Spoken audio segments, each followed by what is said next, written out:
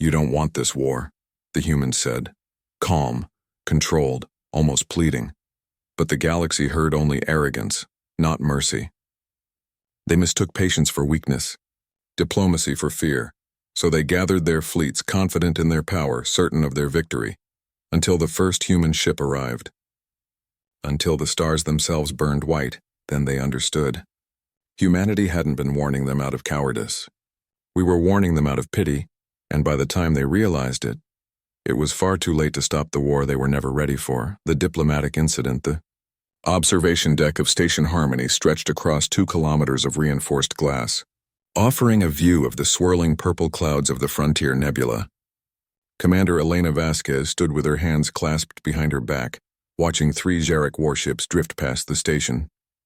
Their hulls were covered in barbs and spikes, designed to intimidate rather than serve any practical purpose. Everything about the Xeric was designed to intimidate. Behind Elena, the conference room buzzed with the sounds of 40 different species all trying to talk at once. The Galactic Trade Summit had been in session for 6 days, and tensions were reaching a breaking point. The Xeric Collective wanted access to the mining operations in the Frontier Nebula. Humanity controlled those operations. The Xeric were not asking permission. Elena turned from the window as her aide, Lieutenant Marcus Chen, approached with a data tablet. The young officer's expression was carefully neutral, but Elena had worked with him long enough to read the tension in his shoulders. "Commander, the Xeric delegation is demanding an immediate response. War Leader Krath says they've waited long enough." Elena took the tablet and scrolled through the latest demands. The Xeric wanted complete control of 17 mining stations, access to human supply routes, and exclusive rights to the rare Earth deposits humanity had spent 20 years cataloging and developing. In return, they offered nothing except the promise not to destroy those stations outright. "Tell War Leader Krath that we need more time to consult with Earth," Elena said quietly. Marcus hesitated. "Commander, this is the 5th time we've asked for more time. The other delegates are starting to think we're stalling because we're afraid." "We are stalling," Elena replied, meeting his eyes. "And I am afraid.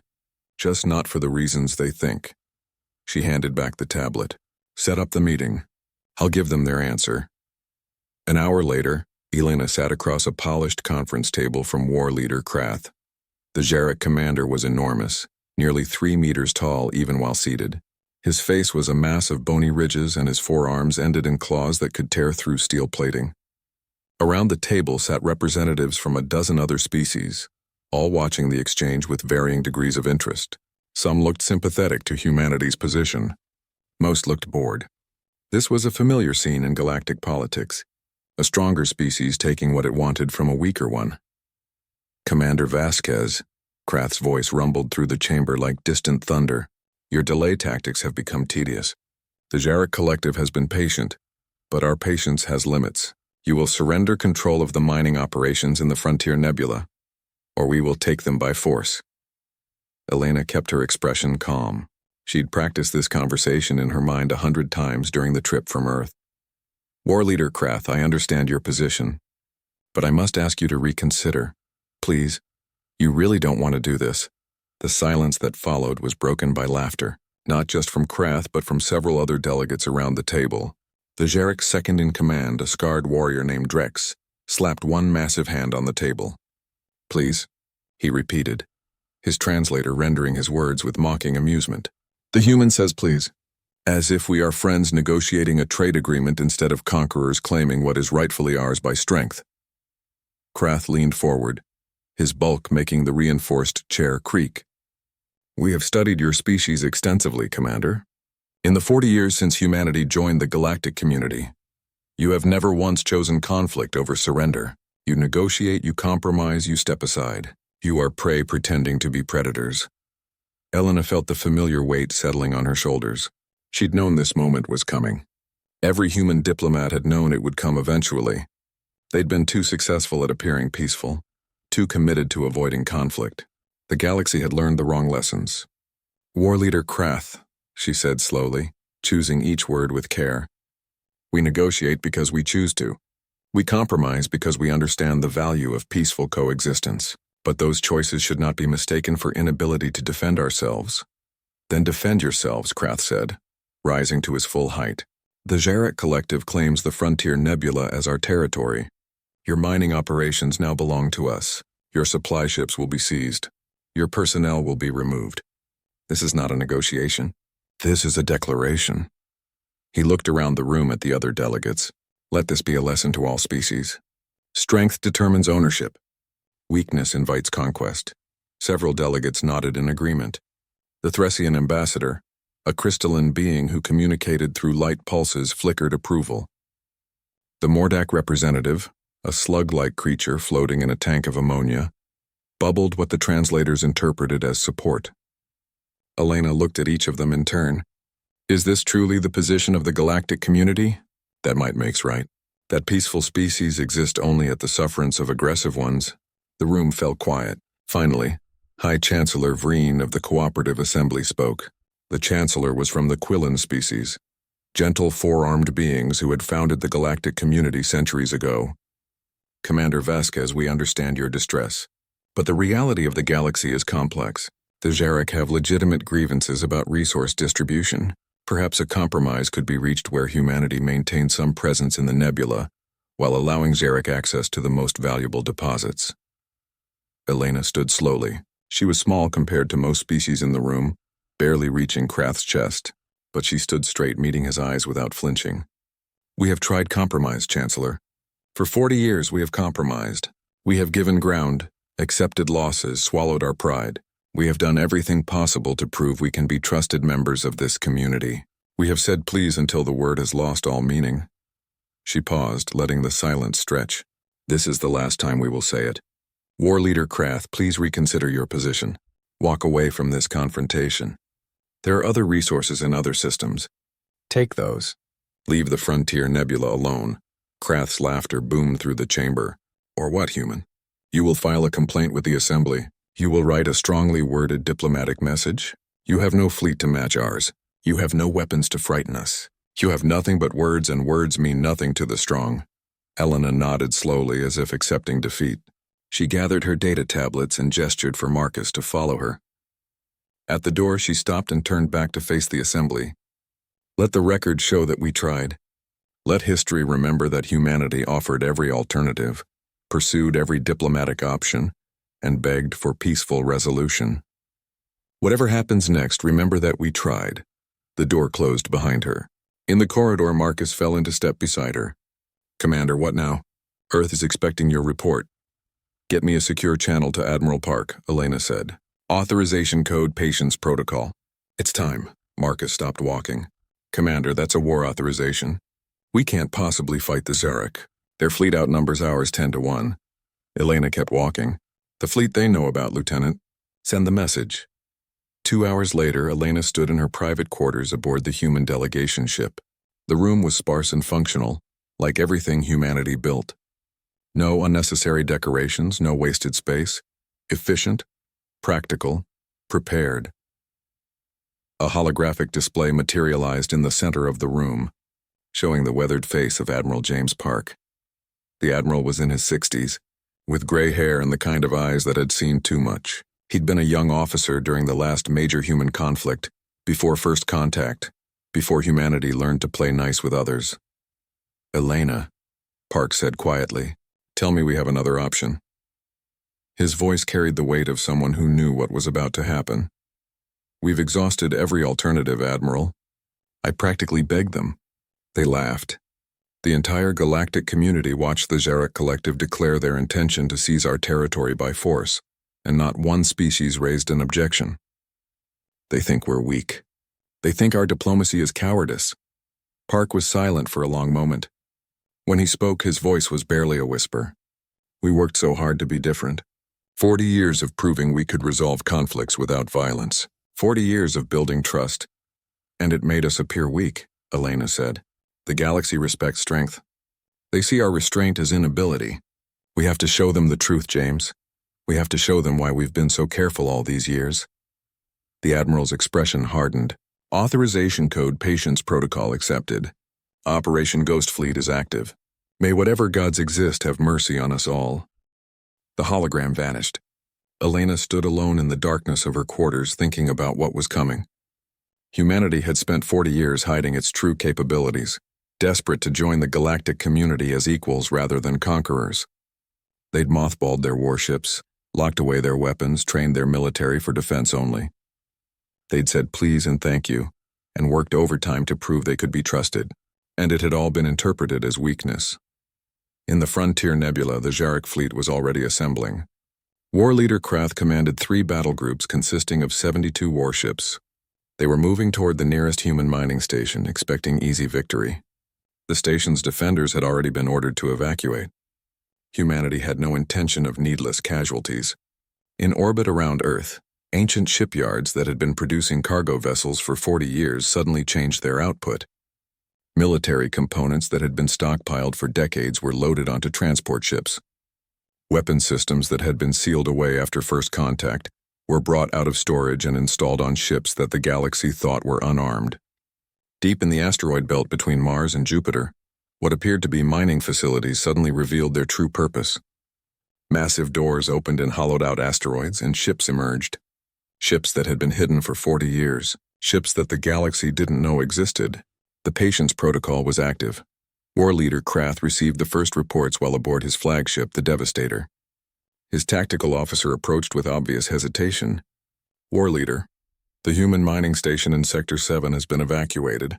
No resistance whatsoever. Krath felt satisfaction flood through him. Of course there's no resistance. Humans talk endlessly about peace because they are incapable of war. Continue the advance. We'll claim all 17 stations within the week. The Reckoning. 3 weeks after the Galactic Trade Summit, War leader Krath stood in the command center of the Devastator and tried to understand what was happening. His fleet controlled all 17 human mining stations in the Frontier Nebula. The conquest had been bloodless. Not a single shot fired. The humans had simply evacuated and left everything behind. It should have been the perfect victory. Except nothing worked. The mining equipment had been remotely shut down. The refineries were inoperative. The storage facilities were empty. The communications arrays were dead. Worst of all, the supply shipments from Jarek space had stopped arriving. Report, Krath demanded, his voice tight with frustration. His tactical officer, Drex, consulted multiple displays before responding. War leader, we've lost contact with the last 3 supply convoys. They entered the nebula on schedule but never reached their destinations. Long-range sensors show no debris fields, no signs of combat. They've simply vanished. Krath slammed one massive fist onto the command console. Ships don't simply vanish. Search patterns, find them. Over the next 2 hours, more ships disappeared. Fuel tankers, ammunition transports, food supplies for the occupying forces. Each ship entered the nebula and was never heard from again. The Jarek fleet, designed for conquest and intimidation, was slowly being starved of resources. Then the sensors detected something. Ships, dozens of them, moving through the nebula with purpose and coordination. Battle stations, Krath ordered. Finally, the humans show themselves. Prepare to destroy them. But as the ships emerged from the nebula's swirling clouds, Krath's confidence evaporated. These weren't cargo vessels or lightly armed patrol ships. These were warships. Real warships. Massive dreadnoughts with weapon arrays that dwarfed anything in the Jarek fleet. Fast attack cruisers that moved with impossible agility. Fighter craft that swarmed like angry insects. How many? Krath demanded. Drex's voice shook slightly as he read the sensor data. War leader, I count 47 capital ships, 233 support vessels, and over 1,000 smaller craft. Where did they all come from? Our intelligence said the humans had no military fleet. Our intelligence was wrong, Krath said quietly. A transmission request appeared on his displays. After a moment of hesitation, he accepted it. A hologram materialized on the bridge, showing a human in a dark military uniform. The man was older, with gray hair and cold eyes that had seen too many battles. I am Admiral James Park of the Earth Defense Fleet. War leader Krath, you were warned. You chose not to listen. Krath found his voice. Your threats don't frighten me, human. You may have hidden ships, but you still face a Jarek battle group. We are warriors born and bred for combat. We have conquered 17 star systems. And we have conquered only one, Park replied. Our own. Do you know what that required? 10,000 years of warfare. We fought each other with stones and spears, with swords and guns, with bombs and missiles. We devastated our planet repeatedly. We killed billions of our own kind. We learned every possible way to hurt, to maim, to destroy. And then we finally grew up. We put aside the weapons and the hatred. We joined your galactic community determined to be better than our history. The Admiral's expression hardened. But that doesn't mean we forgot how to fight. It just means we chose not to. You mistook restraint for inability. You mistook mercy for weakness. Now you're going to learn the difference. The human fleet moved, not into attack formation, but into a pattern Krath had never seen before. They spread throughout the nebula, positioning themselves at strategic points. Then nothing happened. No weapons fire. No assault. Just positioning. What are they doing? Drex wondered aloud. The answer became clear over the next several hours. The human ships weren't attacking the Jarek fleet. They were isolating it. Every supply route was blocked. Every communication channel was jammed. Every jump point that could be used to escape was guarded. The Jarek fleet was trapped in the nebula, cut off from reinforcements, slowly running out of supplies. Park's voice came through the comm again. We're not going to destroy you, war leader. We're not going to massacre your crews or obliterate your ships. We're going to do something much more effective. We're going to demonstrate the difference between victory and conquest. Automated systems throughout the Jarek fleet began failing, not catastrophically, not all at once, but in a coordinated cascade that left the ships functional but severely limited. Life support remained online. Emergency systems worked perfectly, but weapons, shields, and engines were gradually locked down by viruses that had been silently infiltrating Jarek systems since the first day of occupation. How? Krath demanded. How are you doing this? The mining stations you captured weren't abandoned, Park explained. We left behind programs carefully disguised as normal operational software. While your people were trying to restart the mining equipment, those programs were spreading through your systems. Your own technicians installed them into your network. We've been inside your computers for 3 weeks. We know everything about your fleet. We can shut down any system we choose whenever we choose. Krath felt cold horror spreading through him. His entire fleet was compromised. The humans had defeated him without firing a shot, using methods the Jarek had never considered. You're hackers, thieves, this isn't honorable combat. No, Park agreed. It isn't. War isn't honorable. War is ugly and brutal, and we're exceptionally good at it. The difference is we know that. You thought conquest was simple. Take territory. Intimidate opponents. Win through strength. But we learned a long time ago that there are many kinds of strength. The ability to destroy is easy. The ability to control, to dominate without killing, to win without massive casualties requires skill, requires patience. He paused. You're familiar with that word now, aren't you? Patience. In the Jarek home system, military commanders were receiving reports about the situation in the Frontier Nebula. High Commander Vex, supreme leader of the Jarek military, called an emergency council. Before they could formulate a response, every communication satellite orbiting the Jarek homeworld exploded simultaneously. Not from weapons fire, they simply detonated from the inside. A transmission reached every command center in the Jarek home system. The image showed Admiral Park standing on the bridge of his flagship. Behind him, tactical displays showed the positions of human ships throughout Jarek space, ships that had apparently been there for weeks hidden and waiting. High Commander Vex, Park said, I want you to understand something very important. We don't want your territory. We don't want to conquer your species or destroy your civilization. We just want you to leave us alone. But since you couldn't accept that message when we said please, we're going to make certain you understand it now. The displays behind Park lit up, showing dozens of critical Jarek facilities, military bases, shipyards, communication hubs, supply depots. Every strategic asset in Jarek space was highlighted. These are your vulnerabilities. We've identified them all.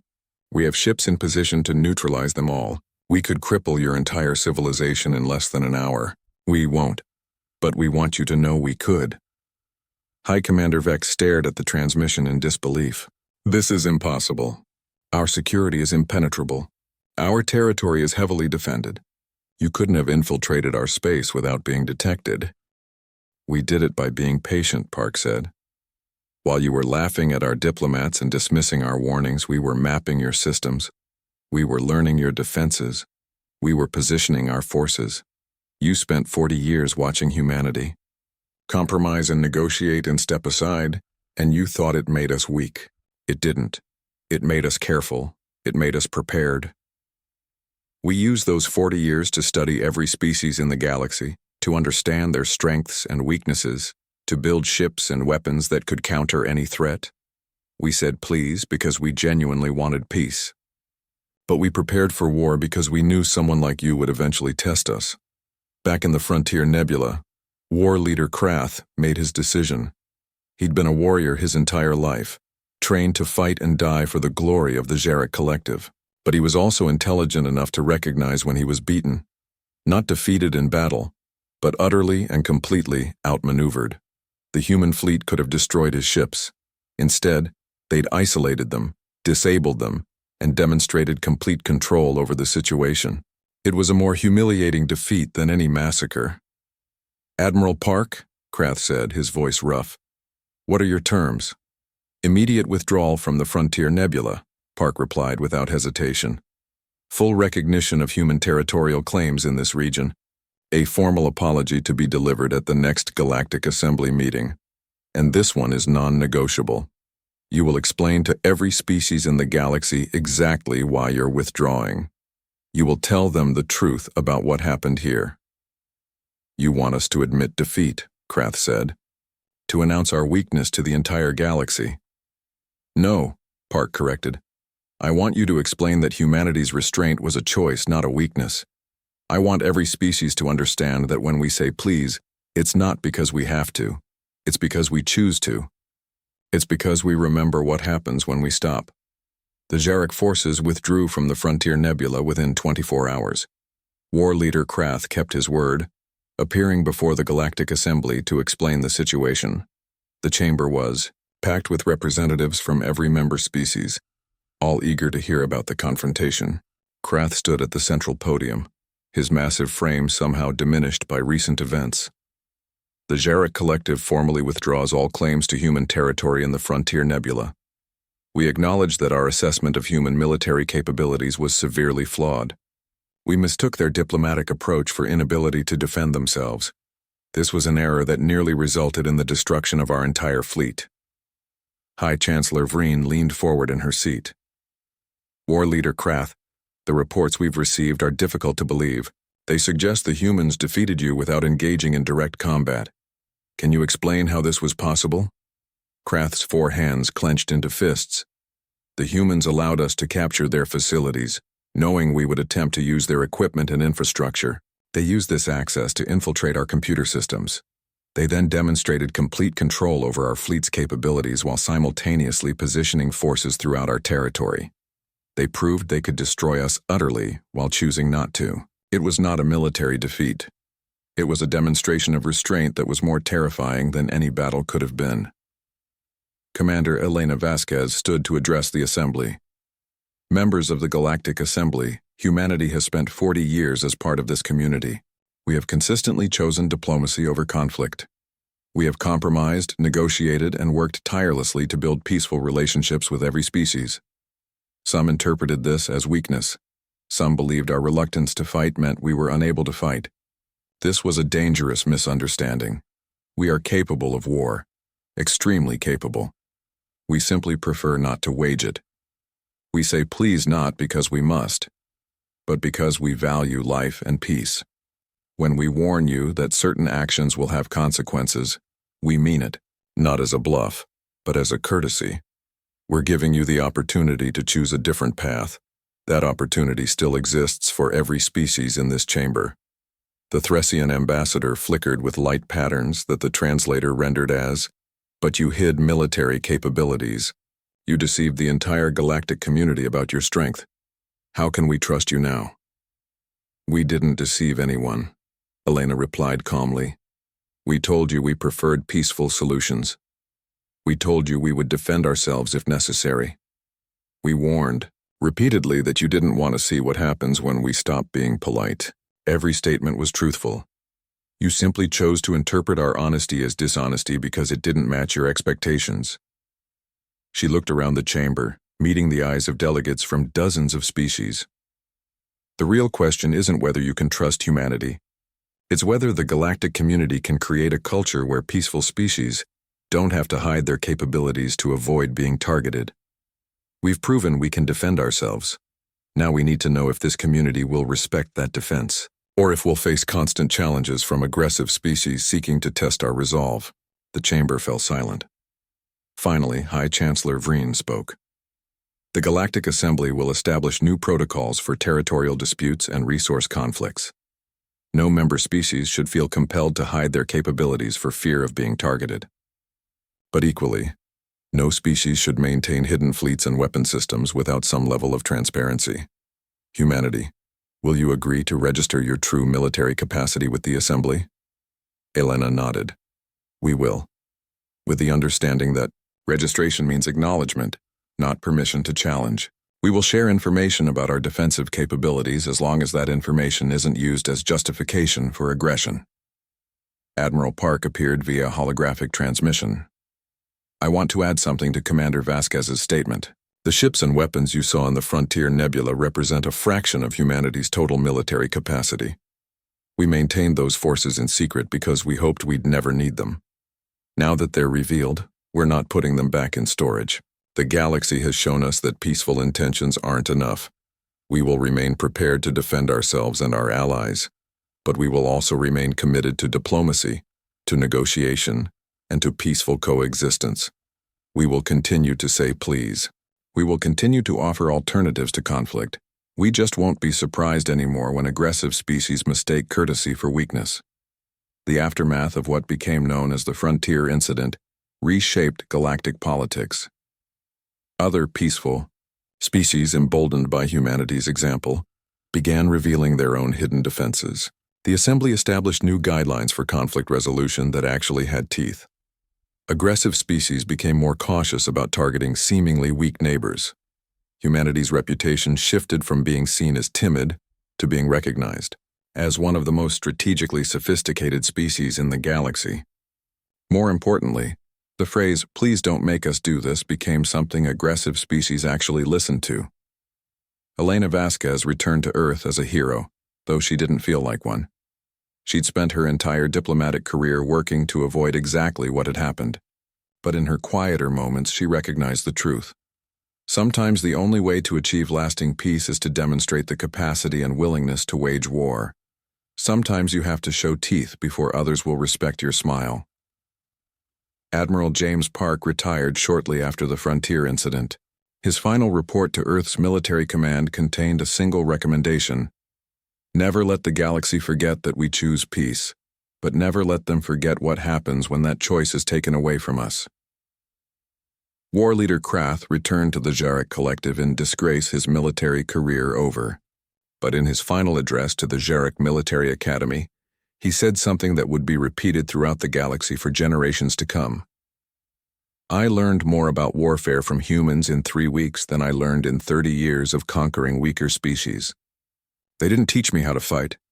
They taught me why the strongest warriors are the ones who choose not to fight until there's no other option. The Frontier Nebula remained under human control. The mining operations resumed. But now the stations were openly defended by military vessels. Humanity no longer hid its strength. They just continued to use it wisely, reluctantly, and always as a last resort. And when human diplomats said please in future negotiations, every species in the galaxy listened very carefully. Not because they feared humanity, but because they respected the choice that word represented. The choice to seek peace first. The choice to value life over victory. The choice to be strong enough to be gentle. The galaxy learned its lesson. Some species learned faster than others. But eventually, everyone understood the same truth. When humanity asks politely, it's not because they lack alternatives. It's because they remember all too well what those alternatives cost. And in a universe full of species eager to demonstrate their strength through aggression, humanity's patience became their most powerful weapon. Because patience isn't weakness. It's the ultimate expression of controlled strength. The patience protocol was never deactivated. It didn't need to be. Its existence, now known throughout the galaxy, served as a reminder. Humanity would always prefer to negotiate, would always seek peaceful solutions. Comments for next.